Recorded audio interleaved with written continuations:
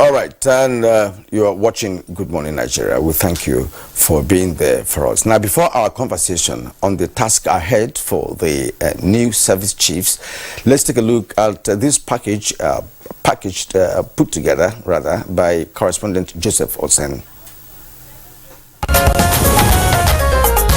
I'm going to appoint. Some are calling it a major shake-up, others a reset for a renewed hope, and for many, a step in the right direction, depicting a sense of nationalism and inclusivity. These are phrases and statements trailing recent actions taken by President Bola Ahmed Tinubu, especially in the appointment of service chiefs. The comments are drawn from the timing, capability, and geopolitical spread of the appointment.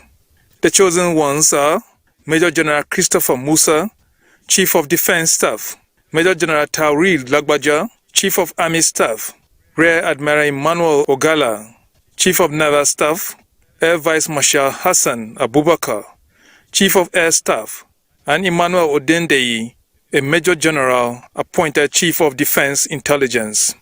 They are expected to put a stop to insurgency, banditry, oil theft, and other threats to national sovereignty bedeviling the country for years, as well as reinvigorate the military as a reliable and formidable force.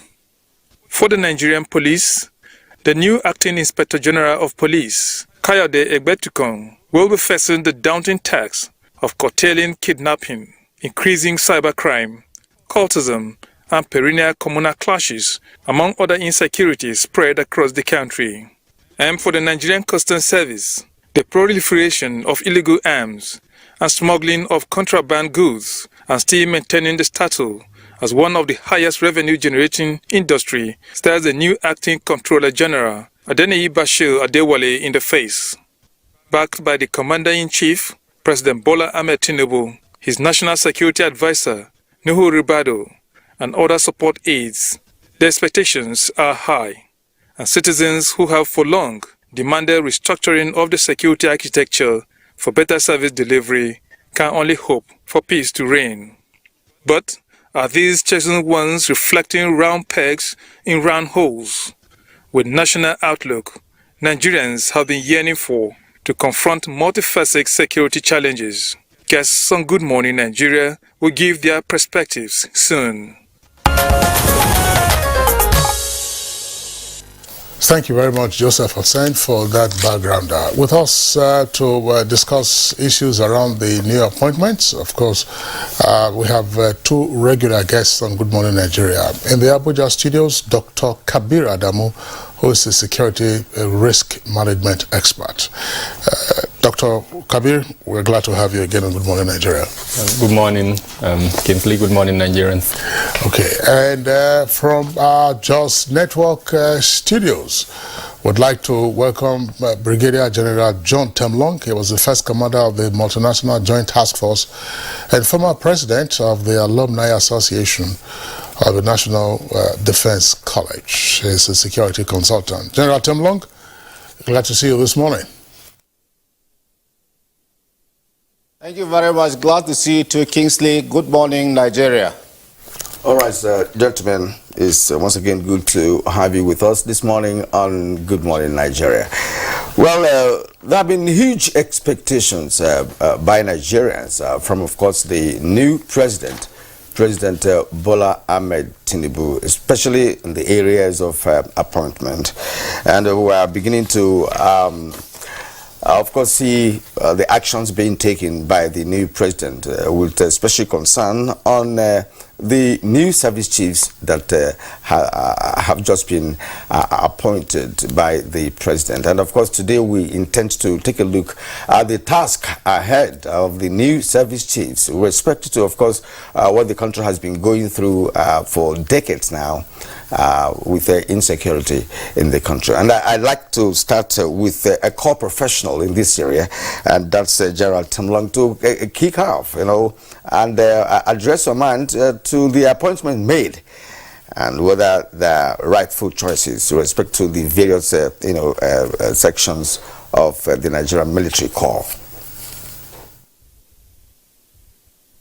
Well, thank you very much, Kirian. I think what the president has done with the armed forces is to have put round pegs in round holes. If you start with the Chief of Defense Staff, General Musa, he has proved himself a warrior, an officer who has met all the requirements of senior level management. He has proved it on the field, and he was, during his period as the theater commander, that the Boko Haram were really rolled back seriously in Maiduguri, in the northeast area. So he comes in with a lot of experience from fighting those people. Because what you need now is experience blend at that place with a strategic requirement to be able to meet up and blend the three forces into a joint operations. And so he is aptly qualified to do that. If you look at the Chief of Army Staff, General Lagbaja, you find out that when the situation in Kaduna State and one division area of responsibility was getting out of hand, it was General Lagbaja who was drafted to that area, who actually stabilized the situation in Kaduna within a very short period. He was of both of them, the CDS and the Chief of Army Staff, officers who led from the front. And that's what motivates soldiers, because soldiers want to see a warrior, and then they follow them. So he was quite instructive. And if you look at their records too, the courses that they have attended prepared them seriously for these sort of assignments that they are facing. For the Chief of Naval Staff, he has had a lot of experiences too. He even operated in the Okomok operations. So you find out that there is a lot of experience being brought to bear. He has commanded many ships. He has been involved in the anti-piracy in the Gulf of Guinea. And the good thing about it is that they are all classmates. The Chief of Air Staff, in his own case, he has even attended infantry courses, the amphibious course. And so working with the army is not even a problem for him. But the beauty of it is that the three service chiefs, the Army, Navy, and Air Force, are classmates. They have built a relationship over a period of time, and right from cutting their teeth as cadets. And in fact, for two of them, they were ex-boys, enemies, so they started even from secondary school. So you will see a synergy that will come in with this appointment in such a way that they'll be working as brothers, as a team. And that's what you need, because you need synergy to fight what is going on. You need the system, the armed forces, to work as a joint force. Because in joint operations, everybody brings onto the table the speciality and the competencies that they have to mix up into a mixed ball that will produce something bigger and much better, a better cocktail that we'll be able to use to achieve the objective of state.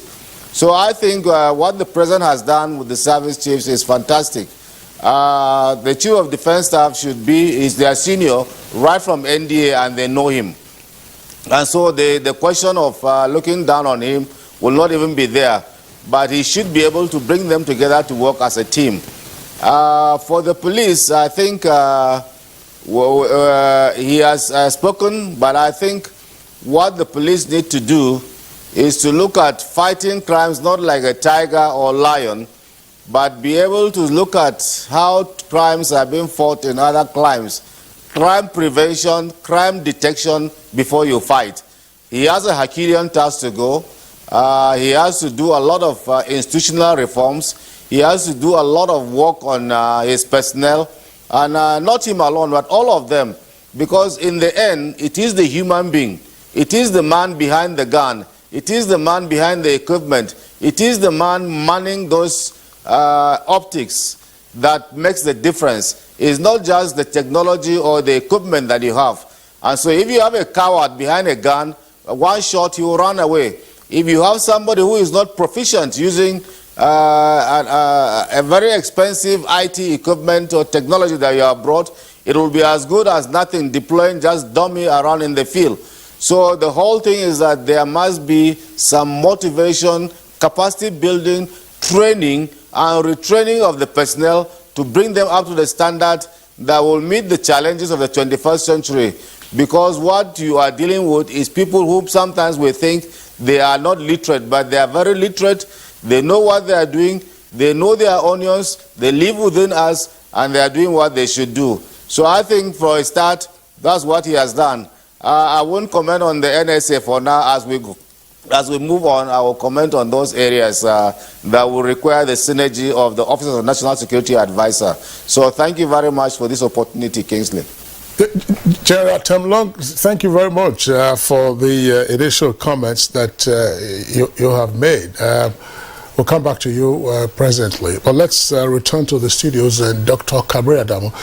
Dr. Kabir Adamu, let's contextualize these appointments. What ordinary folks see are new service chiefs who have been named to replace the former service chiefs. The National Security Advisor, who had also been in office for nearly 8 years, has also been eased out. That's what the ordinary folks will see. And of course, people will get to some reductionism as to say, oh, where does this person come from? Where does that person come from? But at a more strategic level, we have the National Defense and Security Strategy document. Without getting into details, these are some of the points that you have raised from time to time on Good Morning Nigeria. How does all of this fit? Thank you. So this is a first step when you have, as it were, commanders to head strategic arms of government. In this instance, I'll call them MDAs, ministries, departments, and agencies. It's the first move. What you have done is, on the basis of, in this instance, President Bola Ahmed Tinubu and Vice President Kashim Shettima, they have put forward an agenda under their Renewed Hope manifesto. Now, in that agenda, there was a 7-point security agenda, as it were, security sector agenda. And what I assume what they've done is to identify individuals that they believe are capable of helping them achieve that agenda. And if we look at that agenda, it aligns almost 100% with the objectives of our revised National Security Strategy 2019, as well as the other, like the defense policy and all of that. So it is assumed that once this individual take office, they will pick up those documents, do a SWOT analysis. The previous occupants of those offices, they've done, in their own beat, attempted to implement some of the objectives of both the national security, revised national security strategy, as well as the other policies. But there are gaps. And so I'm hoping that doing that type of SWOT analysis will help them identify the gaps. Before then, one of the most noble things that the immediate past government did is the transition, institutionalized transition. So a transition council was raised, and that transition council worked extensively. I supported that work, so I know extensively in reviewing the past 8 years. And in the area of security, Ministry of Defense, Ministry of Interior, Ministry of Police Affairs, and several other ministries that have contribution in security were captured adequately in that document. And if you recall, during the inauguration activities, the current president was handed over the report. So I'm hoping that that report has been cascaded down to these individuals, and they would have looked at, in any case, they contributed to the document. Some of them were senior management staff of this MDA, so they contributed to that document. And the beauty of governance is that most of the PAMSECs that are currently occupying those ministries and they supported that process, and they are now still in that office. And of course, there will be an interface between them and these persons that take over responsibility. So that type of interface will allow the new occupants to know the gaps And then, of course, where they need to come in with new ideas that aligns with the objectives of their principals, in which case the president and to an extent the vice president, then they will be able to tell them that, Your Excellencies, this and this is what we need to achieve that objective. So from a strategic point of view, this is kind of what we anticipate and what we expect. Okay, I want to take my next question from one of the points that you raised concerning the document that has been there, but perhaps have not been implemented. We've had series of documents of that nature in the past, not just in the defense sector, but other sectors of our national life. But what we keep getting in the implementation aspect of it is some not total failure, but something that is unsatisfactory, and therefore, did not achieve its major objective. But in this connection, I'd like to bring in General Temlong once more. You also said something, sir, with respect to, you gave us a resume of some of the, in fact, all the service chiefs that have been appointed. You noted also that they are classmates, and then you expect to have synergy. Now, one of the major issues that challenged the military in the past is lack of synergy, because some of the, in fact, all the service chiefs appointed by previous administrations had also professional pedigree that qualified them to get those positions. But what happened after that is another story to tell, because of course we cannot say that security has been reduced to the barest minimum as it is at the moment. So expectations are that the new appointees are going to inject new blood, new strategy to be able to synergize and see how they can collaborate and perhaps reduce criminality to the barest minimum. Now, what should they be doing? Since you said that classmates, what should they be doing to see that whatever strategy that has been, put out by the president can be accomplished?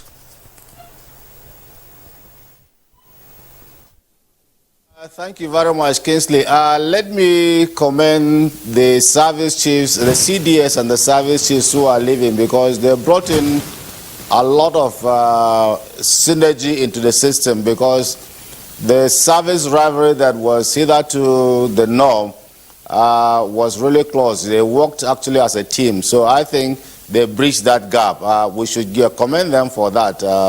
General Arabo, General Farouk, and Abawo and Gambo and their team, they really brought in a lot of synergy into the fight, this thing. Now, what do you expect these present crops to do? Because having worked with these new, these outgoing ones very closely, and having seen firsthand how joint operations are supposed to be carried out, and how the effect of synergy has actually helped. Because it was that synergy that really brought General Musa the successes that he had in the Northeast. Now, what they need to do is actually look at what are the strategic objectives, so what are the end states that the president is going to give them, coupled with what the Nigerians are expecting from them. Now, they look at it and review what has been going on and see how they can move ahead. Because they have to look at the documents that have been given to them. Apart from the documents, there are key players. Like Kabiru said, some of those transition documents were prepared by some of them because they were in the headquarters. So they did bring input. Now, when you look at that, and then you look at what your boss wants, what are the end states that he wants you to achieve, it is from there that you draw out your strategy to achieve those. And that has to be coordinated by the Chief of Defense Staff, who sits down and look at what the three services are doing. And then in synergy with other elements of national power. Now, in these things that we are doing, we need to move more and look at how we bring in the whole of society approach, the whole of government approach, because the synergy that is expected to get from the subnational governments, we are not getting them. So we need to look at this thing as a holistic, because the concept of hard power to fight these things will have to be redesigned, because it's mostly soft power components that should be able to carry out those things. And the role of what the state governments, the communities, the local governments in bringing peace to Nigeria must be brought to the fore. So the role of citizens have to be actually brought to the fore and synergize with what the hard power component should be doing. The hard power component, I have said, postulated before, is between 20 to 40%. Let the bad people know that you are there, and once they attempt anything bad, you meet them with force. You will know that part of the important thing for the military is that the military is not trained to kill or shoot its own citizens. The military is trained to defend its citizens, so they are working in very difficult environment. People sometimes don't believe or don't understand the situation that we are going through. Because what you are trained to defend somebody, and then it's difficult for you to turn that gun that you are defending to shoot him. Yes, he has done something against the state, but then can he be rehabilitated? Can he become a good citizen? So it's in very extreme situations. And then you look at it that even at the United Nations level and with our defense policy, the first role of the military when they are deployed is to protect civilians. So you find out that these ones will be brought to the fore as they are preparing their strategy to meet up the objective of the commander-in-chief. And I believe that they will be able to do that as quickly as possible, since they are not new in the situation. They have been hands-on on the job, and they should be able to review and see. But most importantly, I think they should be thinking seriously about incorporating technology as a force multiplier at these very initial stages to be able to accomplish this task within the shortest period. But it is the population, the citizens, that if they decide that we will not have and harbor these bad people within us, that will make the difference for us in these asymmetric operations that we're carrying on in this country. It's not quick fix. People believe that it's something that you can go and kick, but they are within us. They are being aided by us. Their oxygen is the citizens. And so if we have to cut off that oxygen, it is when they will die. So they have a very great challenge that they have, but they are capable. They are not bringing them new. They have been within the system. A lot of them have had very serious tours in the operational areas. And so with hindsight, they'll be able to bring in their experience at the strategic level to make sure that what was lacking or what is how they are not doing it well should be done properly at this time now. So I think we'll be expecting quite much from them, and they know that the expectations are quite high, and so they must live up to it. Once again, General Temlong, thanks a lot for your input into the conversation. Dr. Kabir Adamu, part of the inheritance of the new service chiefs is what John Temlong has already talked about, General Temlong. Those in the public space have had less of the inter-service rivalry that seemed rife in the past. So the outgoing service chiefs, or if you may, the former service chiefs, are having this transferred, as it were, to the new helmsmen. We also had, under General Irabo and the service chiefs, less complaints about equipment. And some of the other perennial complaints, which were of a personal nature, rotation, low morale, even amongst your foot soldiers. How can these items of inheritance from their immediate predecessors be ramped up to achieve more beneficial outcomes? Yeah, I would align with General Temlong and yourself to commend the former service chiefs. The strategic direction and leadership that General Irabo provided, I think, allowed a lot of things. Number one, it allowed the synergy that we all admit to now. And more importantly, he attempted to enhance the professionalism of the military, their core mandate. I have been in instances where the political side would want him to be the front of certain events, but he will insist that it is the role of the police, and the police will now be given that. And that is what we need. because most of our challenges, in fact, if not all our challenges, are internal security issues. And we need those components of internal security to be strong so that the public would relate more with them and the military now take its traditional responsibility. And I think that is, for me, number one of what General Irabo and the other service chiefs attempted to do. And if anything, that is what I will urge these new service chiefs to pick up from and return the military to that professional role that we understand it to be. It's a misnomer that the military is on the street. And I don't want to be misinterpreted to think that the threat elements that we have in the country at the moment do not require military confrontation. They do. But the point is, they should be supportive of the internal security departments that we have, especially the police, and the former service chiefs allowed that. The government, and by the government I mean a combination of the executive, the three arms, executive arm and the legislature, we must also commend them. When President Buhari took over in 2015, the budget for security was around 900 billion. By the time he left, it was 2.3 trillion this year. And so what that meant is that the equipment repository of all the security agencies, particularly the military, has increased to a point where the Nigerian military is almost enviable in the African continent at the moment.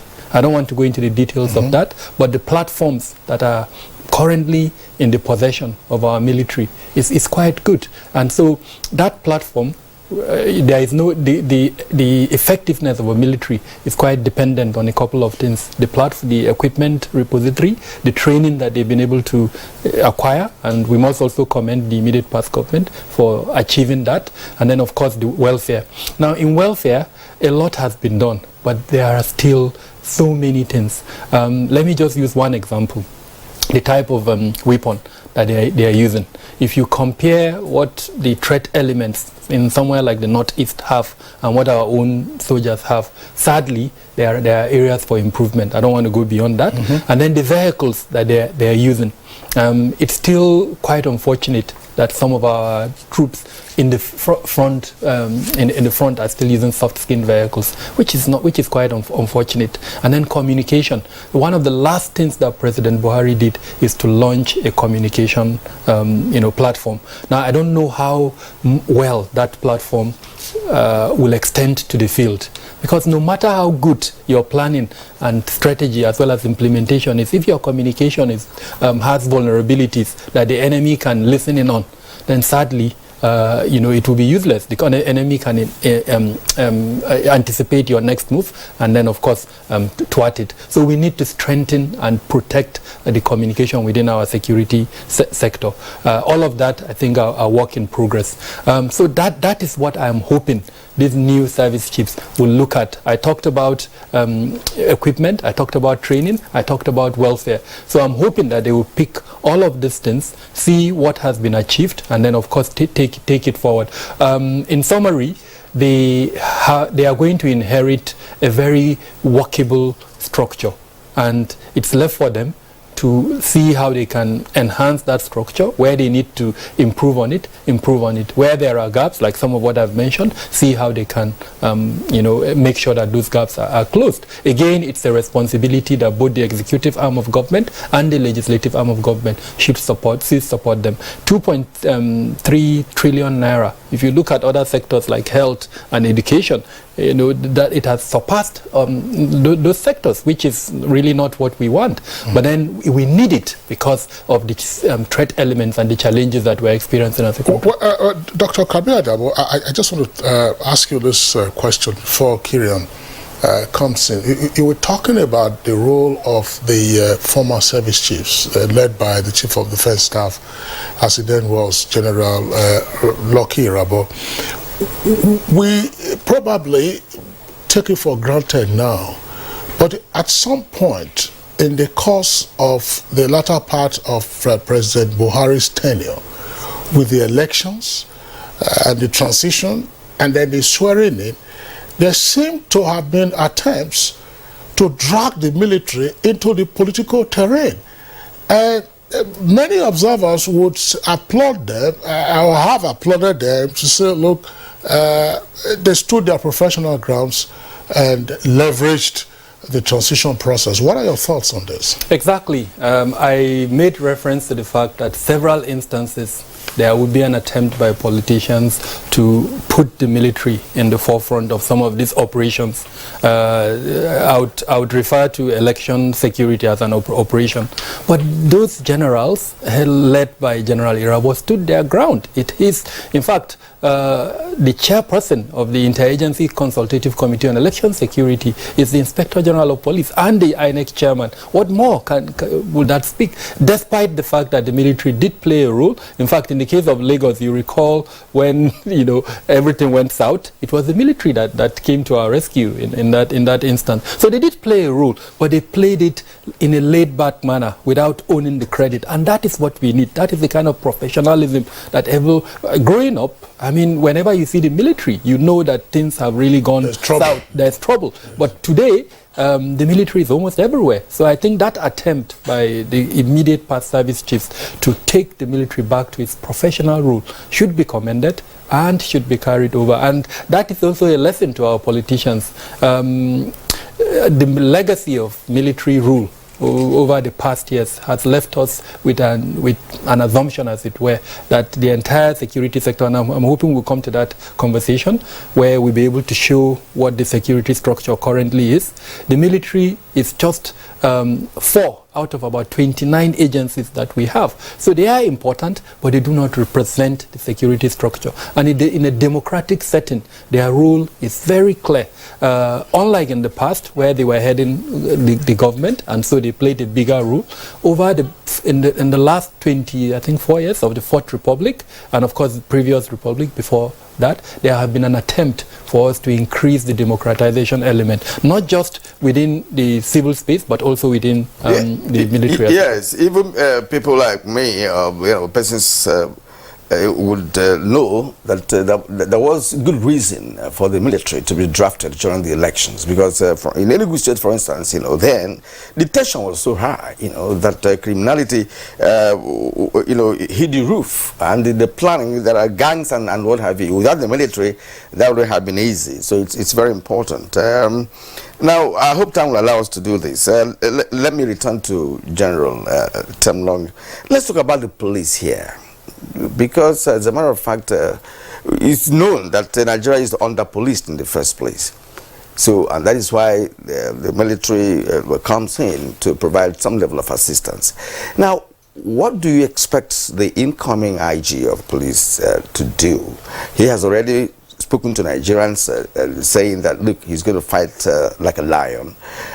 And all that. Now, looking at the police structure in the first place, the kind of personnel that I will see on the streets along the highways, there are policemen, poorly equipped, poorly dressed, looking hungry, and of course, their activities on the highways. Perhaps because of they're also underpaid. Perhaps because they're carrying guns authoritatively. And what have you? I have had the cause to, question a one-time IG of police on the issue of the tattered nature of our policemen and poorly equipped policemen elsewhere, not even in the Western world, just across the border. Go to Ghana, go to Cote d'Ivoire, you see policemen, Senegal, properly kitted, ready for action. You don't see policemen who is sitting down sleeping somewhere and got lying by his side and stop, perhaps because he has gotten tired or lost steam and what have you. So what should be done to bring back the police that we used to know? The police that when you see a policeman, if you're a criminal, you wouldn't even you wouldn't even take any action or even conceive any idea of carrying out any action. How do we bring back the police, well-trained police, equipped police, so that we can, have peace in this country, especially in the rural areas? Thank you very much, Krillian. I think you have hit at the core of this problem that we're facing in our internal security setup in this country. The Nigerian police, as it were, I think the new IG, like I said, has a Herculean task. He has to do a lot of self-introspection, and then throw away national pride and prestige. He should forget about the institutional pride. Things are bad. Like you rightly pointed out, the Nigerian police, as it were now, as it is now, do they command even the respect of those they police?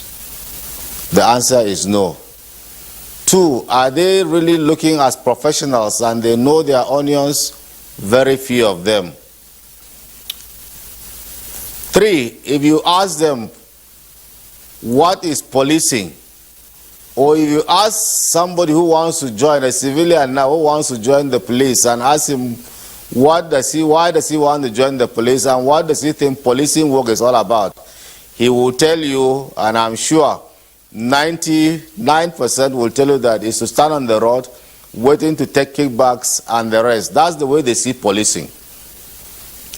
Now, even at the senior level, you find out that every time you say we are combat ready, police is not supposed to be combat ready. Police is supposed to detect, prevent crime. It is when those two fail that you fight.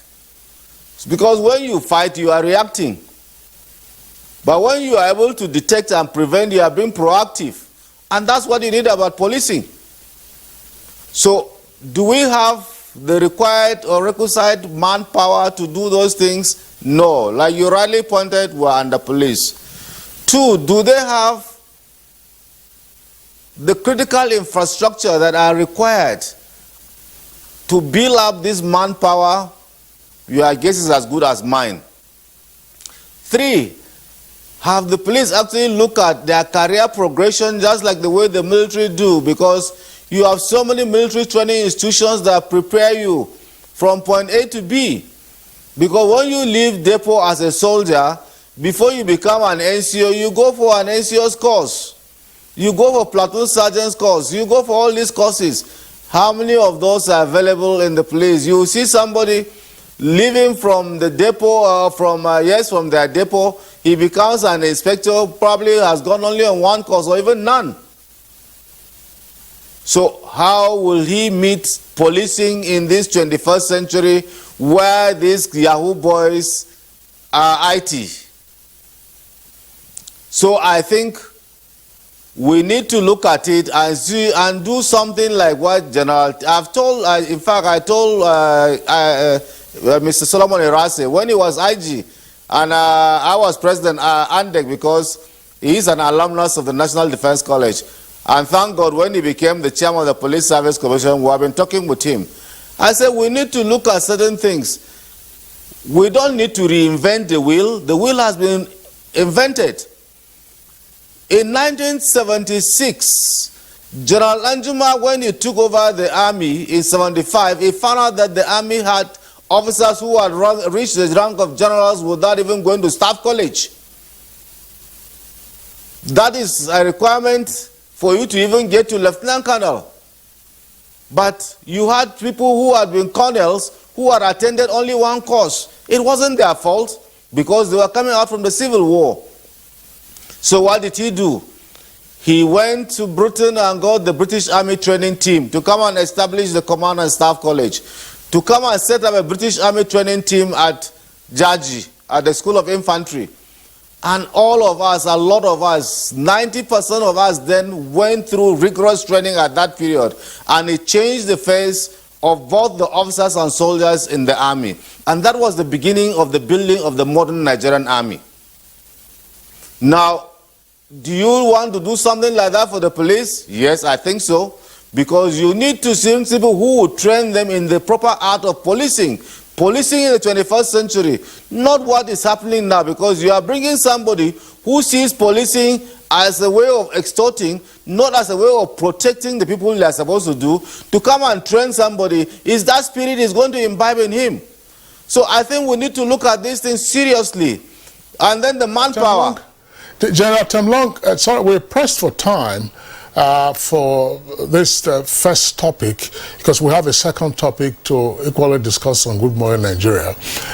We know that, of course, we can always reach out to you for you to share your wealth of experience and knowledge on security matters.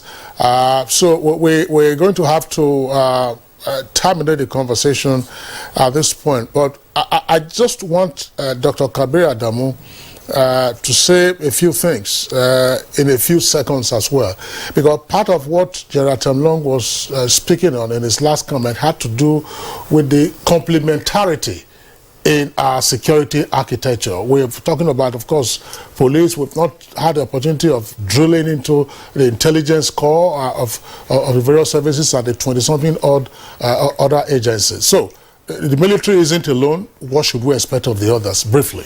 Performance. Their mandate is clear. All of them are backed by law. There is not a single one of them that is operating without their operational mandate. And for me, that should be the function of the presidency. Make sure they stick to those operational mandates and then measure their performance. Where there are failures, then of course penalty in some form should come in. I don't think there is anything more than that. Customs, as an example. Why do we have weapons? Most of those weapons, we don't produce them in Nigeria. All right, Dr. Kabir Adamu, security management, security risk management expert. We appreciate you this morning. My pleasure. I will always be with you when we bring such topics. General John Temlong, First Commander of Multinational Joint Task Force, former President of the Alumni Association of the National Defense College, and security consultant. We thank you for sharing your thoughts with us this morning. Pleasure, Kingsley. Thank you very much for having me. All right, you're watching Good Morning Nigeria on the network service of the NTA. We are going to take a short break. When we come back, we shall be dealing with the second topic for conversation, and that has a lot to do with marketing. Stay with us.